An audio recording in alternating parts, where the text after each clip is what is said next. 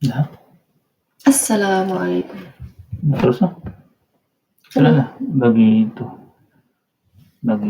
kehormatan. Bukan penghormatan. Kehormatan.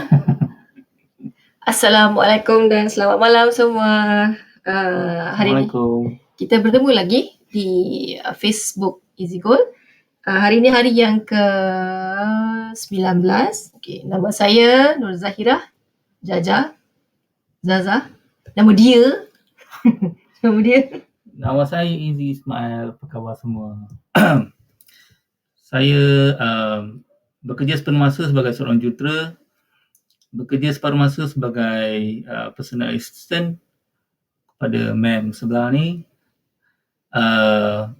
menjalankan bisnes public goal. Mana boleh separuh masa? Sepenuh masa je. Gambar kat top producer waktu sebelah kan? Sepenuh masa tu. Okay, hari ni kita bertemu dalam Facebook Live yang ke-19.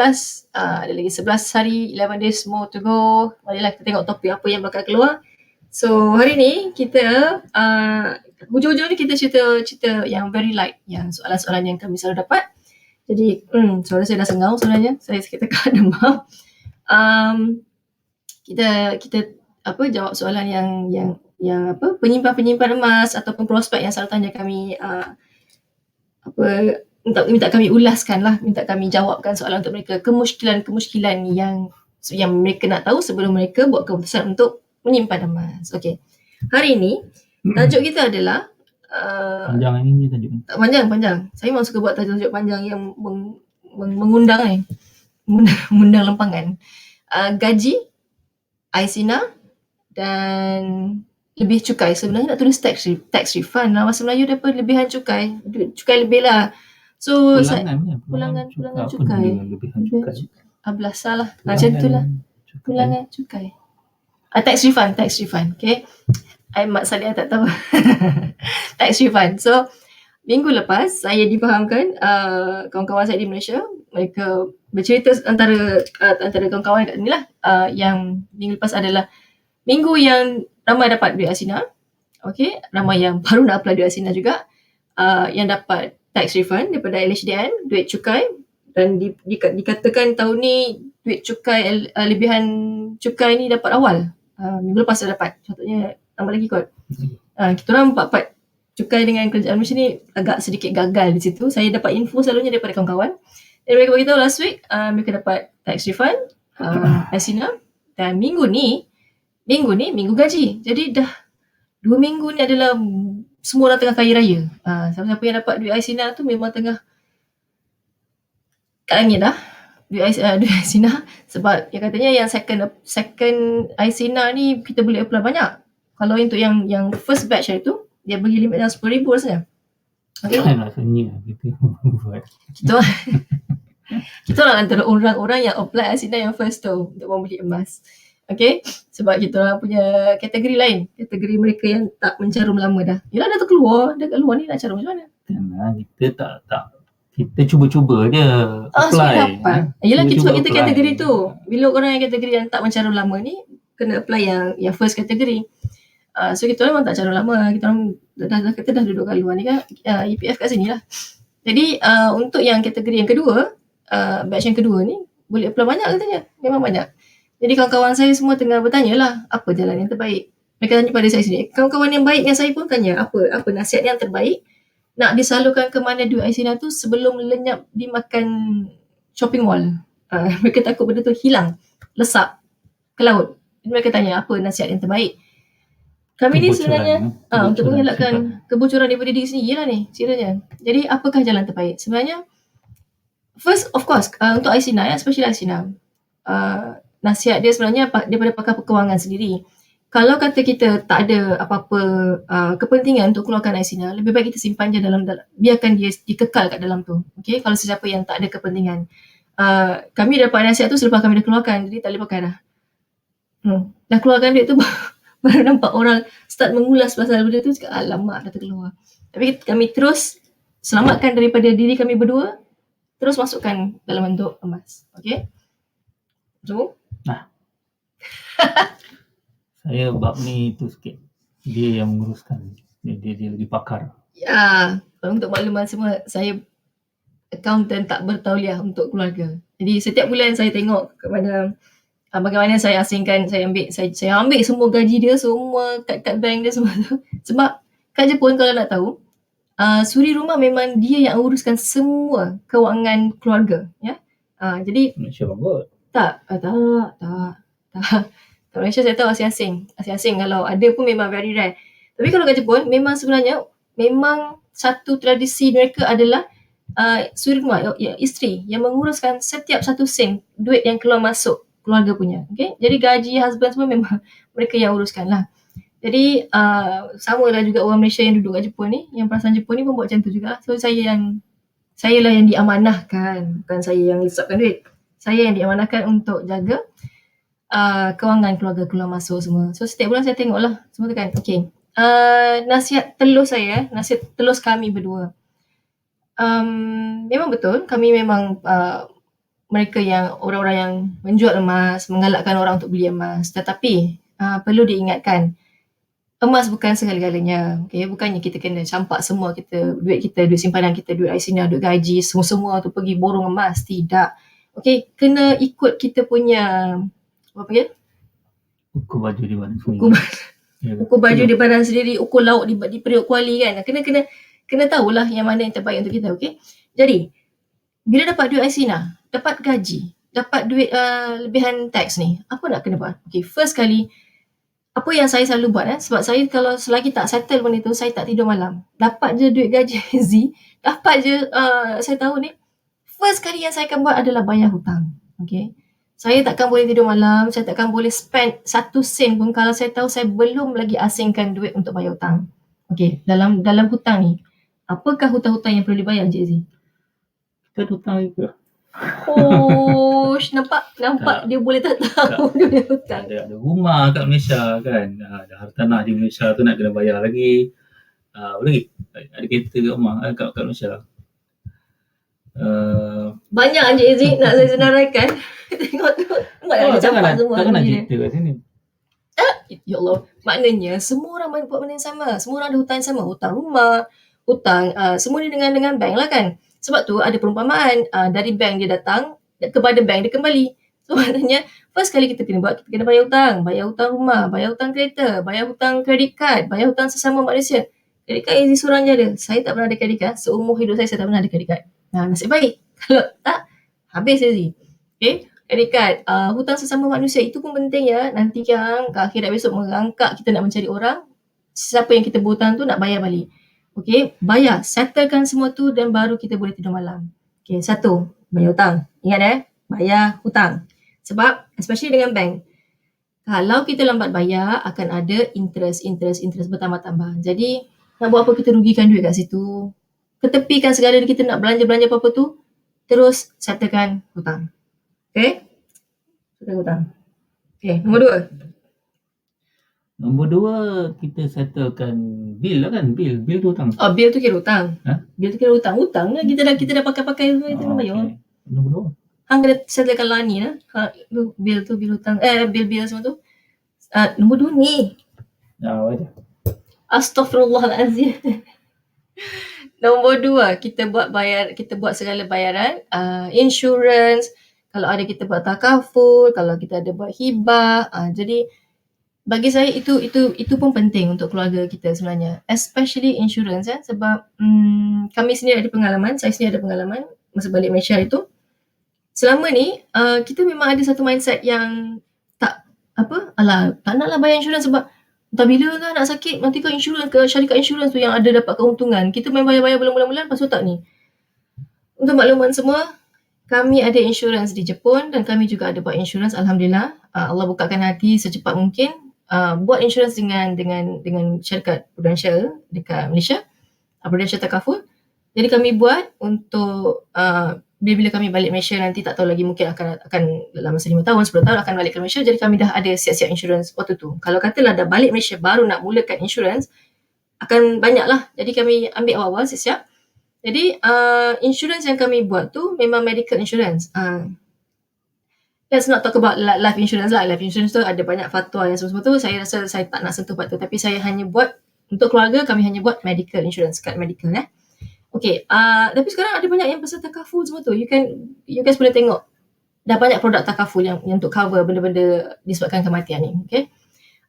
Untuk insurance, life insurance, medical insurance, baru-baru ni balik Malaysia, saya ada masalah kesihatan sikit dan saya diarahkan pergi hospital untuk buat check up semua dan ada problem sikit. Jadi waktu tu saya punya kos untuk buat pembedahan tu yang sepatutnya dibuat tu dalam RM20,000. RM20,000 Malaysia. Okay. Kita tak pernah tahu pun yang sebenarnya bulan-bulan yang kita bayar tu memang sebenarnya ada kegunaan satu hari nanti. Jadi waktu tu lah saya hanya bagi kad info. Kita kad pun tak ada kan? Tak ada, bagi IC number je. Saya bagi saya pergi hospital so bagi IC number, nama penuh, IC number. Hospital tu yang terus dia tanya, okay, insurans mana? Dia terus contact dengan company insurance tu. Semua settle everything. Saya just sign je and then sediakan diri untuk masuk ke operation theatre. Itu saja. RM20,000 ke berapa tu semua insurans yang akan cover. Jadi tolonglah, saya ingatkan banyak kali, jangan pandang rendah pada medical insurance ni. Kita tak tahu bila kita akan perlukan, especially bila kita ada anak-anak kan. Kalau katalah nauzubillah something happen to them kan, kita cukup duit simpanan kita nak cover benda-benda yang besar-besar macam tu. Jadi buat insurance, kena buat. Okay, tak dapat banyak pun buat sikit, at least less than RM100 pun ada kot sekarang ni insurance yang macam tu. Paling pun 100 lebih. Okay, buat insurance, takaful dan hibah. Okay, nombor 3. Nombor 3 Encik Izzy Tera. Cepat. Waktu ni kita kena tu lah kumpulkan dana kecemasan. Dana kecemasan kan kita pernah discuss sebelum ni. Duit kertas ni kita tak sesuai untuk buat simpanan jangka masa panjang. Dia sekadar elok untuk berada dalam tangan kita lebih kurang 3 hingga 6 bulan sebagai dana kecemasan dan juga sebagai transaksi harian lah. Dana kecemasan ni seelok-eloknya dalam 3 hingga 6 bulan. Katakan gaji kita sesi rumah berapa? RM5,000 seorang, RM5,000 isteri dan suami. Kalau 3 bulan dalam RM15,000 lah, RM15,000 kalau 6 bulan 6 kali 5 6 kali 5 RM30,000. Jadi RM15,000 hingga RM30,000. Tengoklah kesesuaian yang disarankan lebih kurang macam itulah 3 hingga 6 bulan. Jadi simpanlah dalam bentuk wang kertas, nak simpan dalam bank, simpanlah dalam SB ke tabung haji. Itu sesuai lah untuk dana-dana jangka masa pendek ni. Simpan dalam bank, dalam SB, dalam tabung haji. Itu sesuai lah. Okay, back to you. Okay, kenapa kami sarankan simpan juga dana kecemasan dalam bentuk wang tunai? Okay, saya cakap kami ni walaupun kami ni jual emas, tapi kami tahu emas ni sebenarnya untuk jangka masa panjang. Bila kita nak, katakanlah nauzubillah kita ada kecemasan, kita perlukan duit tu segera. Jadi benda ni kita kena, memang ada sebenarnya kita boleh buat keluar masuk Aranu untuk pajak semua kan kadai, tetapi kalau kita kaji balik keluar masuk Aranu ni ada kelemahan dia sendiri. Okay, kita kena bayar kos untuk simpanan semua tu. Jadi sebaiknya kena juga ada dana kecemasan dalam bentuk wang tunai. Jangan letak semuanya dalam bentuk gold. Okay, kita tak tahu bila lagi kita nak kena gunakan. Lebih-lebih lagi waktu COVID ni sekarang ni, ada ramai yang kena buang kerja, ada ramai yang bisnes kena tutup. Jadi benda-benda tu sangat penting. Jangan tunggu bila benda tu dah jadi baru kita nak mencari bantuan sana sini. Kita sendiri kena ada kesedaran tu awal. Sebab itulah sebenarnya kami cakap usaha kami untuk mengajar rakyat Malaysia untuk menyimpan. Okay, salah satu cara dia emas, tapi perlu diingatkan perlu juga ada dana kecemasan dalam bentuk wang tunai. Okay, baiklah. Dah cover 3. Okay, 3 yang paling penting bila nak shopping? Asyik dah beli, bayar hutang, bayar insurans, bayar kecemasan, tapi bila nak shopping? Pergilah shopping emas. Nombor 4, pergi shopping emas. Kalau rasa dah nak shopping sangat, bawa duit selebih tu pergi shopping emas. Okay, berapakah simpanan emas yang perlu dibuat daripada gaji kita, daripada ICNA, daripada duit lebih tax ni? Berapa sebenarnya yang diperlukan, Cik Zee? Yang dikatakan oleh pakar kewangan tempatan Tuan Haji Ali Dia kata jumlah aset, keseluruhan aset tu 10% lah daripada aset tu. Jadi kita boleh cakap lah kalau dalam segala total gaji, Aisina dan tax refund tu, kita ambil 10% daripada tu. Simpan dalam bentuk emas. Sama ada kita nak beli jongkong emas tu, gold bars biji, katakan 10 dinar ke, kan tengok jumlah tu berapa yang sesuai untuk allocatekan beli emas ni. Ataupun daripada kita beli sekali seketul besar, lepas tu kita stop, tak berapa elok lah. Dia yang disarankan seelok-eloknya kita buat konsisten. Kita beli sikit pun tak apa, 1 gram, 2 gram kan sebulan. Tiap-tiap bulan kita accumulate benda tu. Lama kelamaan makin banyak lah. Ini kita jadikan kita forgotten saving tu.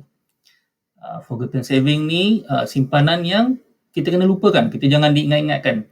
Selalu yang pasal duit dalam bank ni kebocoran tu sebab kita terlalu emosi, kita tengok number ni kan, dia punya impact psikologi tu memang nak belanja. Itu memang lumrah manusia. Bila kita tengok number tu dalam bank tu, kita memang rasa nak belanja je. Tapi kalau kita jangan ingat-ingatkan, kalau kita simpan emas ni kita jangan ingat-ingatkan dia, kita lupakan terus. Kita kena tanam tabiat. Kena ada 2 benda, kita kena paksa dan kita kena lupakan. Kalau diingat-ingatkan tu yang kita akan belanja. Jadi simpanan emas ni memang itulah lumrah dia. Kita takkan senang bocor. Bila kita dah belikan benda tu, kita selalu cerita, dah ada tu, kita rasa nak beli. Tambah. Lama kelamaan dia diam, rupanya simpanan, jumlah yang tersimpan tu banyak. Betul. Ini memang macam Izzy kata tadi, secara psikologinya memang benda ni jadi pada kami juga. Bila simpan dalam emas, bila tengok gram emas tu, dia punya rasa nak tambah tu lebih banyak, lebih tinggi daripada berbanding kalau kami simpan dalam bentuk wang tunai. Okey, kalau wang tunai tu macam Izzy cakap, lagi banyak duit, tak apalah ambil sikit je sebab macam banyak je duit tu, ambillah sikit beli ni, ambillah beli sikit beli ni, cukup ni. Tapi kalau emas, dia lagi kita nampak nombor tu makin bertambah, kita lagi rasa nak tambah, nak tambah. Jadi macam kita punya koleksi lah, bila kita ada sesuatu koleksi kan. Contoh kalau kita buat koleksi kita beli koleksi apa weh? Koleksi kad. Apa-apalah kita punya koleksi kan. Jadi kita rasa nak, secara psikologinya kita nak tambah kita punya koleksi, kita nak beli lagi. Yang lebih jahatnya, beli emas dengan public gold ni, dia macam saya cakap lah, dia ada shopping cart. Jadi kita rasa macam nak beli lagi. Tetapi belian yang mendatangkan faedah, maknanya kita hanya tukarkan simpanan kita ke dalam bentuk emas. Okey, itu secara psikologinya. Okey, untuk gaji, kalau gaji macam saya cakap tadi lah, kita ambil 10% ataupun 25%, maknanya janganlah ambil banyak-banyak sangat daripada gaji tu sebab kita nak pakai benda lain untuk bayar hutang. Macam saya cakap tadi, bayar hutang, bayar insurans, bayar untuk dana kecemasan. Jadi untuk gaji mungkin kita boleh sama ada, macam saya cakap tadi, kita boleh buat, kita boleh simpan 1 bulan 1 gram, okey, ataupun masuk dalam akaun JAP yang kami cakap tu, satu akaun, 1 bulan 1 gram. Boleh mulakan macam itu, okey. 1 gram dalam RM250 hari ni, mulakan dengan itu, 1 gram 1 bulan untuk gaji. Tapi kalau untuk duit Aisina dan duit tax refund, which kita dapat sekali banyak kan, ataupun bonus, yang kita dapat setahun sekali. Untuk bonus, kita ambil 10% ataupun 25% seperti yang disarankan oleh Robert Kiyosaki tu, kita boleh terus beli 10 dinar, memang terus ketul macam ni pun boleh. Ataupun kita terus masukkan dalam bentuk akaun, dalam akaun JP tu, letaklah dalam 10,000 katakan. Okay? Terus asingkan dalam satu jumlah yang besar. Jangan pula dah dapat duit Aisina yang berpuluh ribu tu, tiba-tiba pergi letak 250 aja 1 gram. Dah kata kita orang kata 1 gram je kan, 1 bulan 1 gram, pergi letak 1 gram je. Habis bulan depan, duit tu dah tu mana dah. Bukan itu maksud kami. Bila untuk yang duit yang besar jumlah dia, Aisina, tax refund, bonus, terus beli satu bentuk yang macam ni. Okay. Ini 10 dinar, 42.5 gram. Harga dia dalam 10,000 lebih 11,000 lebih. Ya ke? Alamak, dah lupa lah. Tapi lebih kurang lah price dia macam tu, 10,000 ke atas. Dalam 10-11,000 macam tu. Okay? Sebab harga tu bertukar, so jadi susah nak hafal. Boleh tengok dekat website Public Gold harga dia. Terus beli macam ni. Kita terus lock kita punya simpanan dalam bentuk emas yang besar macam ni. Lepas tu lupakan, tinggalkan. Okay, jangan lupa terus tak tahu simpan kat mana. Maksud dia lupa, jangan tengok lagi dah. Bila kita nak perlukan dah capai matlamat yang seperti kami discuss dulu, baru kita keluarkan untuk kita jual dan guna. Okay. Okay, jadi macam tadi kami cakap, untuk simpan emas ni, yang penting kena konsisten. You kena force yourself, you kena disiplinkan diri. Konsisten. Every month letak 1 gram ataupun dalam account gap tu RM100 pun boleh. Sekurang-kurangnya kena asingkan sikit. RM100 pun tak apa. Okay? RM100 akan dapat dalam hari ni punya harga dapat dalam 0.4 gram. Okay, cukup memadai. Kalau itulah yang kita mampu, cukup, tak apa. Tetapi jadilah seorang penyimpan yang konsisten. Okay? Kita takkan tahu bila emas ni yang boleh selamatkan kita satu hari nanti. Kalau kita buat bisnes, kita tak tahu yang sebenarnya emas ni akan boleh membantu kita bila waktu bisnes kita tengah sesak. Okay, kita takkan tahu. Okay, just simpan konsisten. And seperti yang saya selalu ingatkan, jangan terikut-ikut matlamat orang lain. Okay, katakanlah kita discuss dengan kawan-kawan kan, kita dapat duit ICNA semua tu, kita ada hutang lagi ni nak kena bayar. Tapi kawan-kawan kita pergi beli 100 gram. Kita pun pergi beli 100 gram. Lepas tu hutang tak bayar, insurans tak bayar, dana kecemasan tak ada. Jangan sekali-kali terikut-ikut orang lain punya matlamat. Okay, kita sendiri kena tahu kita punya account macam mana, kita punya financial situation macam mana, apa yang kita dah kena bayar, anak-anak nak pakai baju barang-barang sekolah apa. Semua tu kita sendiri yang tahu, kita sendiri yang manage. So, you need to know kita punya tahap kewangan kita, jangan terikut-ikut orang lain punya. Okay? Emas memang ada kebaikan, tapi kalau tak pandai, tak ada ilmu, tak pandai gunakan, tak pandai beli, dia akan mendatangkan satu kerugian yang besar. Okay? Jangan ikut orang. Alright, suara saya dah sengau dan seksi. Okay, itu saja kesimpulan hari ini. Okay, dah tahu apa nak kena buat dengan duit ICNA, dengan gaji, dengan duit tax refund, bahagikan sebaik yang mungkin. Kalau tak tahu, nak bertanya, kami ada kat sini, kami sedia membantu, boleh message, nombor ada kat situ 011-5110-6707. No, tak boleh nak cakap anytime. Message sajalah, kami kalau tak dapat jawab tengah malam, kami akan jawab esok pagi. Tanya je apa-apa nak tanya, kami sedia membantu. Okay? Itu saja. Okay, itu saja untuk hari ni. Dia punya part closing je. Ambil kewangan semua kat isteri dia. Hari ni dia yang expert, so saya ni banyak senyap. Okay lah, jumpa lagi esok hari. Kita try topik yang lain pula. InsyaAllah. Esok hari pada waktu yang sama. Assalamualaikum. Assalamualaikum. Jumpa lagi, bye-bye. Selamat malam.